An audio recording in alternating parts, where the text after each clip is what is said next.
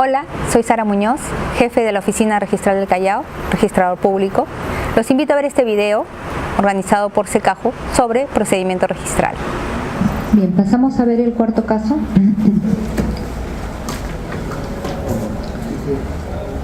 Esta es una resolución del Tribunal de Arequipa, ¿no?, sobre separación de patrimonios. Señala, de conformidad con lo establecido en el artículo 2030 del Código Civil, el acuerdo de separación de patrimonios constituye un acto inscribible en el registro personal, no pudiendo ser inscrito en el registro de predios, en el que lo que corresponde es inscribir la adjudicación del bien como consecuencia del fenecimiento de las sociedades gananciales, ¿no? El acto de separación de patrimonios, como lo habíamos señalado, corresponde al registro personal, ¿no? Hemos dicho en la clase anterior que tenemos un registro de predios, un registro de propiedad inmueble, un registro de bienes muebles, un registro de personas naturales y otro de personas jurídicas. El acto de separación de patrimonios corresponde, como señala la resolución, al registro personal, ¿no? Entonces, el usuario solicita que se inscriba la separación de patrimonios en el registro de predios. Lo que corresponde inscribir en el registro de predios es la adjudicación que deviene de la separación de patrimonios, ¿no? ¿Cuál es la rogatoria? ¿Qué es lo que pide el usuario, ¿no? El usuario va a solicitar determinado acto, contrato ante el registro, y es en base a esa rogatoria que el trabajador, funcionario del registro, va a proceder al estudio y calificación del título. Es en mérito al acto rogado que vamos a proceder a la calificación. Tenemos por ello el principio de rogación, ¿no? Los actos se registran a solicitud de parte. El interesado es el que va a determinar qué acto o contrato vamos a calificar para dar pie a la inscripción. El registrador no puede efectuar de oficio una inscripción si no ha sido rogada, si no ha sido solicitada por el usuario, excepto en el caso de las rectificaciones, ¿no? Si el registrador, al calificar un título, advierte una inexactitud, procederá a la rectificación correspondiente en mérito a los títulos archivados. ¿A qué llamamos títulos archivados? El título archivado es el contrato que da mérito a esa inscripción, ¿no? Nosotros tenemos los asientos registrales que conforman la partida registral. Pero ¿de dónde nace ese asiento registral? De un título archivado. El contrato de compraventa que traen al registro para que se inscriba la transferencia es el título archivado. Ese documento que ingresa al registro para dar pie a una inscripción de dominio a favor de un tercero es el título archivado. A eso llamamos el título archivado, ¿no? Entonces, cuando hablamos de rectificación, siempre la rectificación va a proceder en mérito ¿a qué? A un título archivado que lo sustenta, ¿no? Si se advierte, por ejemplo, que es Durán con D al final, ¿no?, vamos a ir al contrato primigenio para evaluar si efectivamente al ingresar el parte notarial decía Durán con D al final y no Durán sin D. Entonces, al advertir esto, ¿no?, que es previa a la calificación de un acto, vamos a proceder a la corrección del caso, ¿no?, en un asiento previo, ¿no? Primero rectificamos y luego calificamos el acto posterior. La rogación la encontramos en el artículo 2011 del Código Civil. Los registradores califican la legalidad de los documentos en cuya virtud se solicita la inscripción. El numeral 3 del título preliminar del Reglamento General señala que los asientos registrales se extienden a instancia de los otorgantes del acto o derecho o de tercero interesado, en virtud del título que conste en instrumento público, salvo disposición en contrario. La rogatoria alcanza a todos los actos inscribibles contenidos en el título, salvo reserva expresa, ¿no? Se presume que el presentante del título actúa en representación del adquiriente. ¿De quién? Del derecho, ¿no?, del derecho que se está pretendiendo calificar, o del directamente beneficiado con la inscripción. Claro, puede ser representante de una de las partes, ¿no?, de cualquiera de ellas, o el que el notario designe, ¿no? El notario tiene que darle las facultades al presentante para ingresar el documento. salvo que aquel haya indicado en la solicitud de inscripción que actúa en interés de persona distinta. Es el notario quien tiene que autorizar quién va a presentar el título. Si no, no se puede permitir que ingrese el título sin la previa autorización notarial. Puede ser un representante de la notaría, o a veces los contratantes están un poco más apurados y le piden al notario que los autorice a ingresarlos ellos mismos, ¿no? ¿Por qué? Porque es el representante el que va a hacer el seguimiento al título, ¿no? Con la hoja verde va a tener que ir al registro y hacer el seguimiento. Bueno, también lo pueden verificar en el sistema, ¿no? Entrando a www.sunarp.gov.pe pueden buscar en el seguimiento del título en qué estado se encuentra, sin necesidad de ir a la oficina. Para todos los efectos del procedimiento podrán actuar indistintamente cualquiera de ellos, entendiéndose que cada vez que en el reglamento se mencione al presentante, podrá también actuar la persona a quien éste representa, salvo lo dispuesto en el segundo párrafo del artículo 13 o cuando expresamente se disponga algo distinto. En caso de contradicción o conflicto entre el presentante y el representado, prevalece la solicitud del representado, ¿no? Quinto caso, la formalización de la propiedad.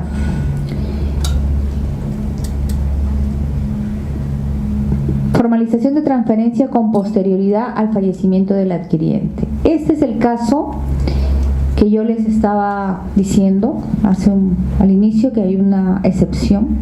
Procede la inscripción de la transferencia formalizada con posterioridad al fallecimiento del adquiriente en mérito a escritura pública o formulario registral legalizado por notario otorgado por una de las partes y por los sucesores del causante. Este es en caso del fallecimiento del adquiriente, ¿no? Claro, falleció el adquiriente, pero los sucesores pueden hacer valer su derecho. Pero hablando de tracto sucesivo, hay una resolución que es una excepción al tracto sucesivo. Supongamos que A le vende a C, A le vende a B, perdón. A le vende a B. Y tiene, obviamente, el parte notarial para presentar los registros públicos, o de repente no llegó a pedir el parte notarial y nunca lo ingresó a registros públicos. B adquiere, B compra, ¿no? Sin embargo, en el intervalo que B va a presentar su título de adquisición al registro, A fallece. A fallece. Y el predio pasa a nombre de los sucesores, ¿no? De los herederos. Pasa a nombre de los sucesores. ¿Qué dice el tribunal registral? Si con posterioridad B pretende ingresar esa transferencia al registro para su inscripción, aún estando la propiedad ya a nombre de los sucesores y no a nombre de A, procede la inscripción. A pesar que la propiedad ya no está a nombre del causante, que válidamente transfirió a favor de B, esta es una excepción al principio de tracto sucesivo. Sí procede la inscripción a favor del adquiriente, aún no estando ya la propiedad a nombre del que transfirió. Esa es una excepción al principio de tracto sucesivo. Distinto es en este caso del adquiriente, donde sí corresponde, ¿no? que los sucesores del causante continúen con la transferencia, ¿no? Procede la inscripción de la transferencia formalizada con posterioridad al fallecimiento del adquiriente en mérito de escritura pública, ¿no? Otorgada por los sucesores. Entonces, lo que yo les indicaba es el otro caso que tenemos en la pizarra, ¿no? A le transfiere a B, ¿no? Otorga la escritura pública, se llega a hacer la escritura pública, se formaliza la transferencia, sin embargo, la persona que vendió fallece. Los herederos no sabían que el primero había vendido, no sabían que el causante ya había vendido la propiedad. Fallece, hacen la sucesión, inscriben la sucesión, se consignan como herederos en la propiedad. ya no está el nombre del que falleció, del causante. Sin embargo, yo, sin saber que había fallecido, decido un buen día, ya tengo el dinero, voy al notario y le digo, por favor, preséntalo al registro porque ya tengo para pagar los derechos registrales, y lo presenta al registro. El registrador procederá con su inscripción, porque es válido en ese caso vulnerar el tracto sucesivo, porque la transferencia fue válida, fue otorgada como corresponde, ¿no? Fueron a la notaría, cancelaron los 9 derechos, formalizaron con escritura pública y sacaron el parte notarial y se presenta al registro público. Si en el interín el transferente fallece, es válida su presentación al registro y por lo tanto corresponde la inscripción. Este es un caso, por ejemplo, de compraventa, ¿no?, en el que hay un adquiriente bajo el régimen de separación de patrimonio, ¿no? En este caso, como ven, ¿no?, la persona que puede tener bienes propios o puede tener bienes sociales dentro del matrimonio, ¿no? Pero además de que en la sociedad gananciales tengamos bienes propios y bienes sociales, cualquiera de los cónyuges o ambos cónyuges pueden decidir no continuar con una calidad de bienes sociales y optar por el cambio de bienes sociales al de bien por separación de patrimonios, ¿no? El cambio de régimen puede ser antes del matrimonio o durante el matrimonio, ¿no? Antes del matrimonio o durante el matrimonio. A veces las personas antes de casarse optan por variar el régimen de bienes y preferir el de separación de patrimonios. El principio de trato sucesivo entonces nos dice que para inscribir un derecho es necesario que previamente conste registrado el derecho del otorgante o del transferente.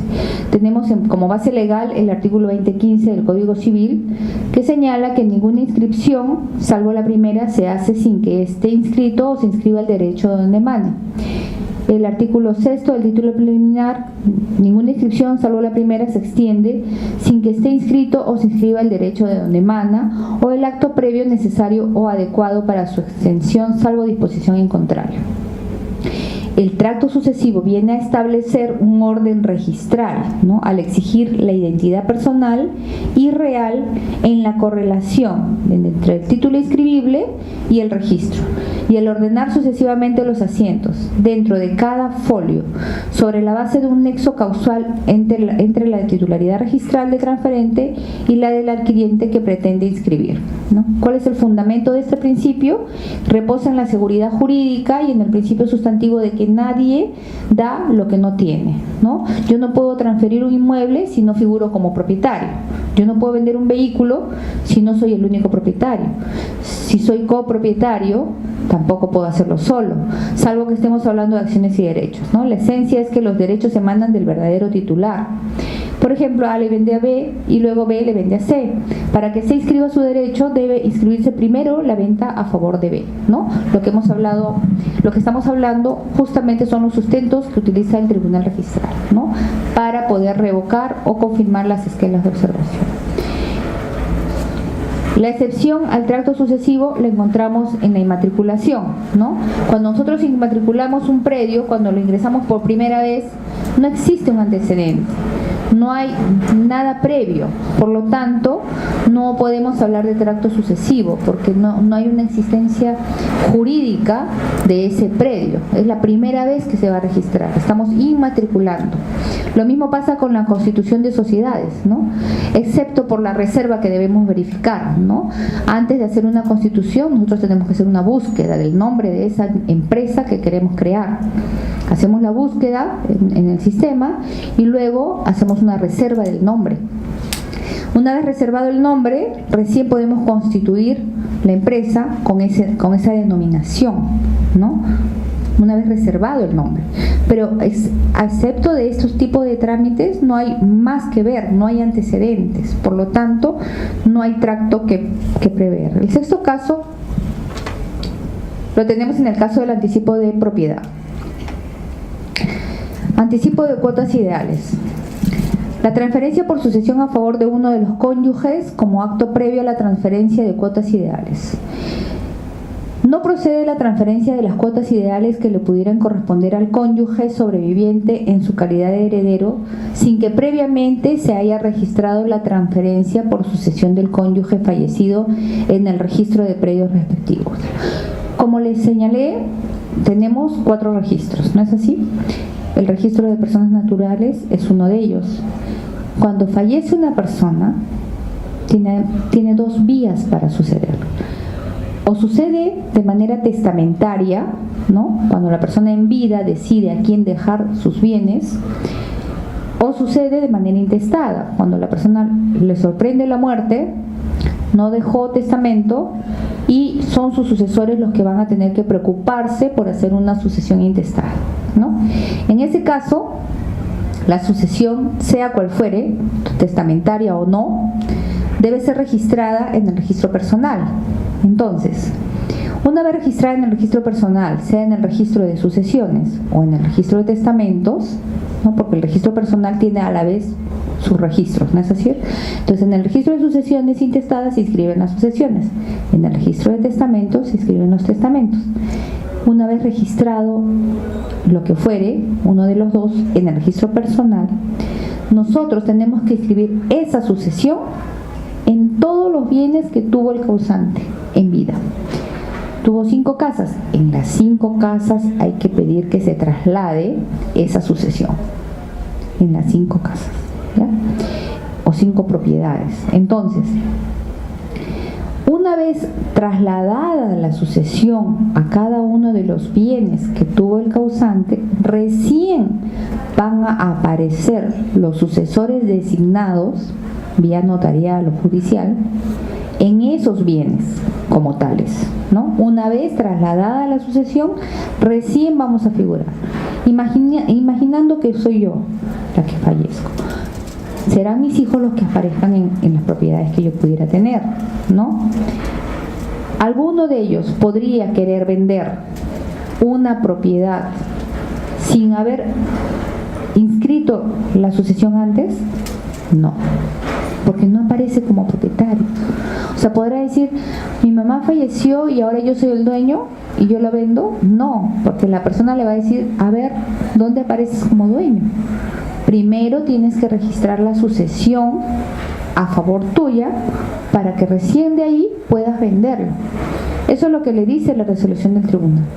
En este caso, al parecer, ¿no?, la cónyuge ha querido vender, ¿no?, en su calidad heredera, pero no había hecho la inscripción previa de la sucesión. Entonces, para vender debía haber primero inscribir la sucesión. Una vez inscrita la sucesión, posteriormente hará la transferencia de su porcentaje de acciones y derechos. Nosotros sabemos, según el derecho sucesorio, que existe una prelación de orden sucesorio, ¿no? No todos tenemos el mismo derecho a heredar. Si la sucesión es testamentaria, por testamento, la persona puede disponer de 1/3 de libre disponibilidad a favor de quien considere pertinente. Pero lo demás le corresponde a los herederos forzosos. Para eso el derecho sucesorio ha designado una prelación de orden sucesorio. A los primeros que les corresponde heredar, ¿quiénes son? Los descendientes, ¿no? La norma no dice hijos, dice hijos y demás descendientes. No se olviden de lo que corresponde a la continuación, porque a veces la persona puede no tener hijos y tener nietos. Entonces, siempre tenemos que hacer la acotación de hijos y demás descendientes, ¿ya? Entonces, los primeros para heredar son para abajo, ¿no? Yo siempre en la universidad les enseño así a mis alumnos. Lo primero, para abajo, ¿no? Primer orden sucesorio. Segundo orden sucesorio, ¿cuál es? Para arriba, ¿no? Los padres y demás ascendientes. Igual, no podemos olvidarnos del demás ascendientes, porque también puede no tener padres, pero tener abuelos. A mí me pasó una vez que una persona, un familiar me preguntó, ¿no?, por su pareja, ¿quién heredaría? Y yo le dije, ¿no tiene padres? No, no tiene padres, no tenía padres. Oh, bueno. ¿Y abuelos? Sí, tiene una abuelita en provincia, pero está en provincia. Pero existe. Entonces, le corresponde heredar. Entonces, ¿por qué preguntaba? Porque era el cónyuge. Entonces quería saber con quién más le tocaba heredar. La esposa había fallecido. Entonces no tenían hijos. Entonces me dicen, no tenemos hijos, no tiene padres, yo mismo soy, ¿no? Entonces yo le dije, ok, no tienen hijos, obvio no tienen nietos, ¿no? No tiene padres, pero tiene abuelos. Tiene una abuelita, me dice en provincia. Entonces, también le correspondería heredar, porque el cónyuge hereda conjuntamente con los descendientes o con los ascendientes. ¿Me entienden? Siempre de manera excluyente y siempre en ese orden. ¿A qué me refiero de manera excluyente? Que si hay hijos, no heredan los segundos, ¿no es así?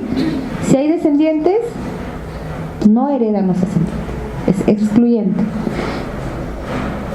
Si los de arriba reciben, los del segundo grado ya no reciben nada, no les corresponde. Pero el cónyuge siempre recibe, conjuntamente, o con ellos o con ellos, ¿ya? Siempre conjuntamente. Ahora, no podemos olvidarnos del integrante de la unión de hecho, ¿no? Hoy tenemos la inscripción en el registro de personas naturales de la unión de hecho. Entonces, hablamos de cónyuge o sobreviviente de la unión de hecho, ¿no?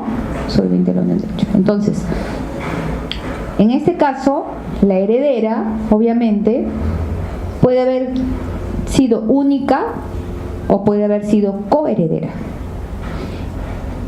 En el caso de la sucesión intestada, puede haber sido nombrada sola o puede haber sido nombrada conjuntamente con los descendientes o con los ascendientes.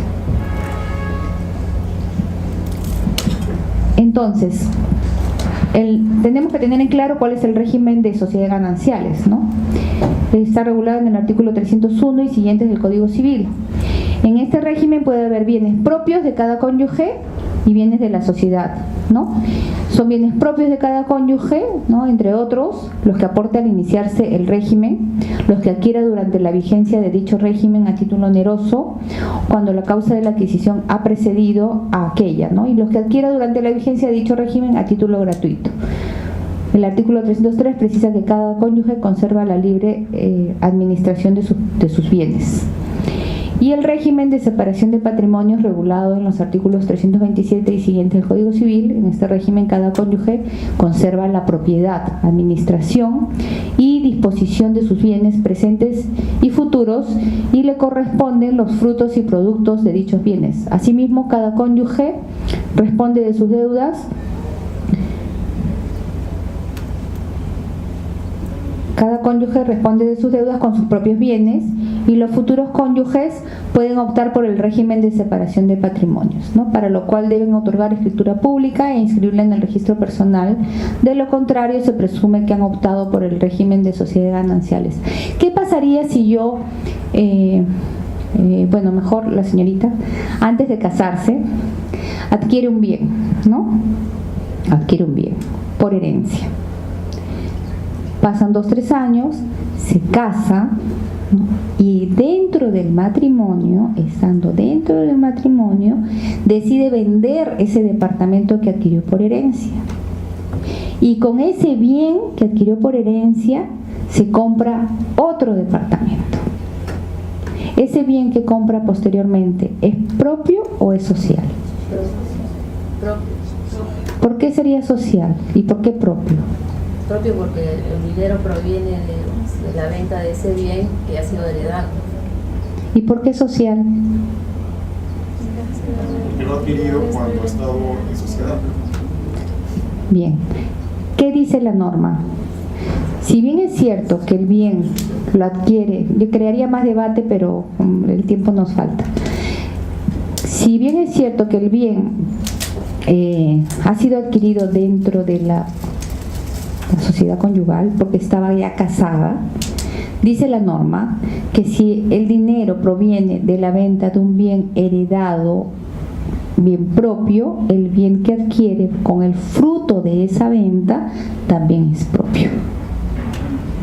Entonces,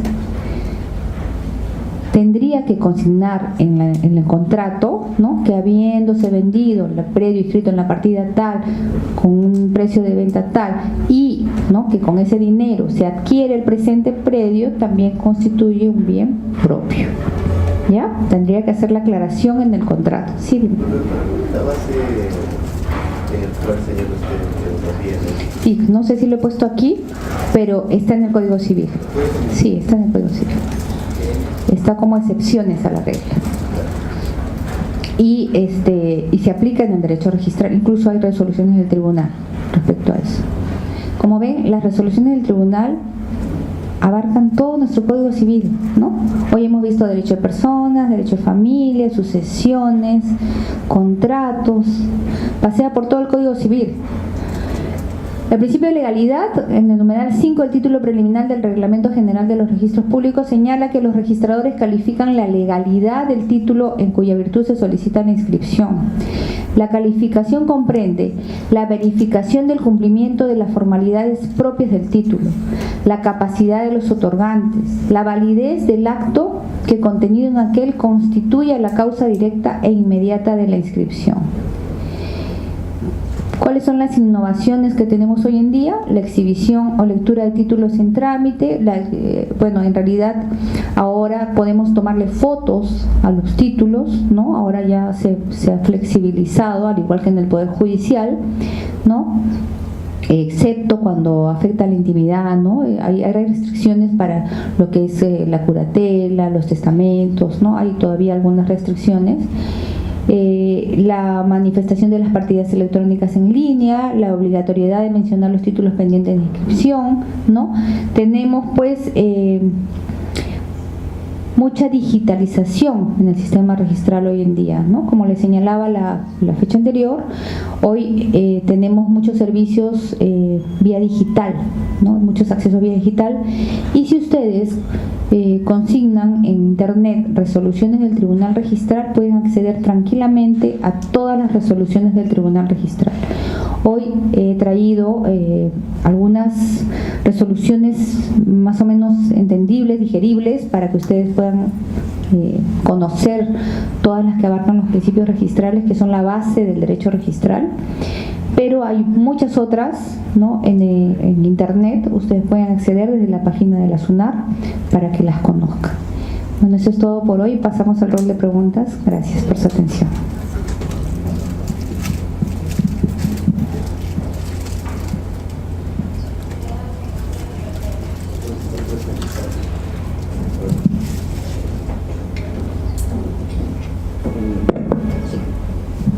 Bueno, si alguien tiene pregunta puede alzar la mano.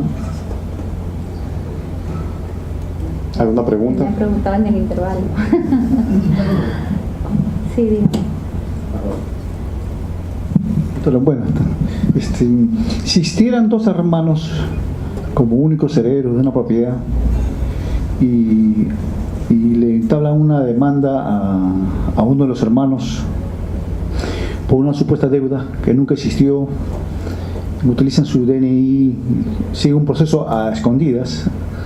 Cuando él se entera, ya la sentencia está firme, ¿no?, consentida, pero en esa sentencia ordenan que él pague el 60% de ese bien, cuando son dos hermanos. El notario eleva la escritura pública, hace una demanda de proceso de escritura pública, y el registrador público observa diciendo que es improcedente, que porque son dos hermanos sería 50-50, no el 60% que dice la sentencia. ¿Cómo queda esa sentencia inejecutable? Bueno, como señalamos la clase anterior, las solicitudes judiciales o las resoluciones judiciales vía solicitud de presentación registral pueden ser aclaradas, ¿no? Entonces yo creo que el juez podría hacer una resolución aclaratoria delimitando la medida solo hasta el 50% de acciones y derechos sobre la propiedad, en la medida que no sería inejecutable, porque si bien es cierto no es dueño del 60%, es dueño de la mitad, del 50%, entonces sí podría ejecutarse en base a ese 50% de acciones y derechos. Y el juez puede aclarar la resolución, puede modificarla. Pero perdón, depende, no ha sido claro. Es que él nunca firmó una deuda, nada. Le falsificaron. Claro, yo entiendo que quizás el proceso deviene en algo irregular, ¿no? Puede haber un fraude procesal, etcétera, puede haber sido suplantado, falsificado la firma, pero eso ya tendrá que él acreditarlo en la vía correspondiente, ¿no? Él tendrá que defenderse en la vía correspondiente. Y me parece raro que haya llegado al fin el proceso sin que él haya tenido conocimiento, porque en todo caso puede pedir una nulidad, ¿no? Porque no ha sido debidamente notificado. Pero la nulidad son 6 meses, ya pasó años. Él se entera después ya de mucho tiempo. Claro, yo como le digo, yo le respondo en lo que corresponde a lo registral, ¿no? Lo que es procesal, él puede todavía hacer un proceso, ¿no? Porque si ha sido adulterada su firma, falsificado, qué sé yo, no sé cuál es no tengo los documentos a la vista, pero como usted dice, ese problema que él tiene, ¿no? De no reconocer una deuda, es un tema aparte de lo registral, ¿no? Yo le estoy diciendo respecto al 50% del señor, solamente podría afectársele esa cuota, no puede afectar derechos de terceros, o sea, el hermano no puede ser perjudicado por una deuda que no le corresponde. Si él no tuvo la deuda y le fraguaron la firma, ya eso será mérito de otro tipo de denuncia, ¿no? Puede denunciar a la persona que está involucrada en el hecho por la falsificación de la firma, ¿no? Pero nosotros no podemos cuestionar un mandato judicial, solo podemos pedir que lo aclare. Y en este caso el mandato judicial procedería porque ya es cosa juzgada. Solamente podría pedírsele que aclare la resolución en el sentido que no es el 60% sino el 50%. Pero si ¿no? la demanda es el 60%, no podría la sentencia salir 50%, porque sería una sentencia infra o ultra petita o... Sí, pues, pero no puede afectar el 60%. No puede, porque no le corresponde. No puede afectar el 60%. Es más, desde que lo pidió el señor ya estaba en error, ¿no? Ha demandado mal, porque ha demandado más de lo que le corresponde. Ahora, quizás podría interpretar como que es el 60% de lo que le toca al hermano. O sea, lo que le explicaba del 50% de mi 25%, ¿no? Quizás puede interpretarse como el 60% del 100% que tiene el hermano. O sea, ¿no? El 60% de ese 50%.